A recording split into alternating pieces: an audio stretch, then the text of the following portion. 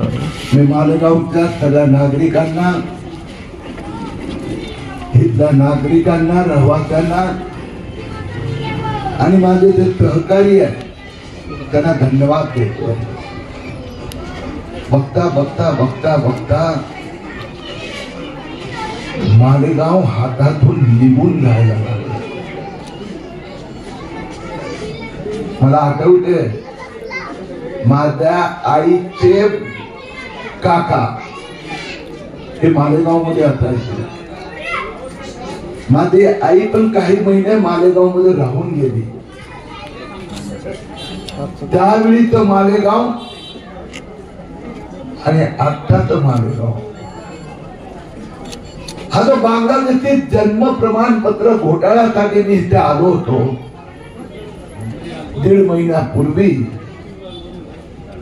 तर मी त्या मालेगाव मध्ये जो बँक घोटाळा निघाला होता त्याचा सिराज मोहम्मदचं घर पाहायला जात होतं. तो पोलिसांनी मला सांगितलं आप वहां नहीं जा सकते, डेंजरस एरिया है.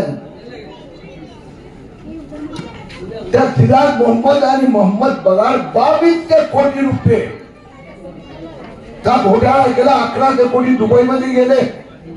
389 कोटी हे मालेगाव, महाराष्ट्र, अन्य ठिकाणी बोट जिहासाठी, त्या अतिरेक्यांना मदत करण्यासाठी आणि बांगलादेशींना खोटं जन्म प्रमाणपत्र मिळवून देण्यासाठी वापरण्यात आले. मी आमचे सहयोगी मित्र देवा पाटीलला धन्यवाद देतो की त्यांनी आज प्रतिकात्मक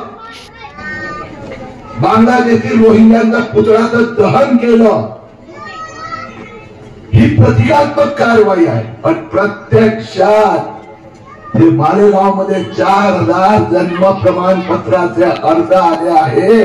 प्रत्येक अर्ज तपासलं जाणार आणि मला विश्वास आहे की त्यात 1000हून अधिक अर्ज हे बांगलादेशी रोहिंग्याचे आहे. त्या सगळ्यांना पकडून पुन्हा बांगलादेशला पाठवण्याचं काम हे आम्ही करून दाखवणार आहोत. आज जनतेचा भावना व्यक्त झाला. होलिकोत्सव दहन आम्ही राक्षसाचं दहन करतो. हा बांगलादेशी हिंदुस्थानासाठी राक्षस झालेला आहे. आता सुरक्षा व्यवस्थेचे खेळ होत चाललेला आहे. बघता बघता लाखो करोडो मालेगावचं पूर्ण भूगोलच बदलले. भीती वाटते त्या वस्तीमध्ये जायला मला जाऊन दिलं नाही. आणि कोण आमदार आणि खासदार धमक्या देतात रोज उठून मला. अरे किती दिन धमकी दो यार, तुम्हारे एक बांग्लादेशी और रोहिंग्या को मालेगांव से बाहर भेज कर. आणि पुन्हा एकदा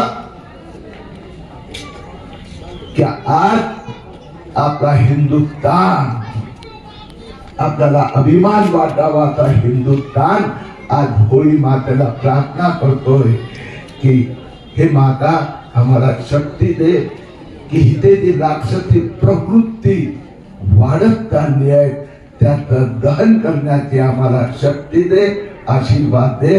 धन्यवाद.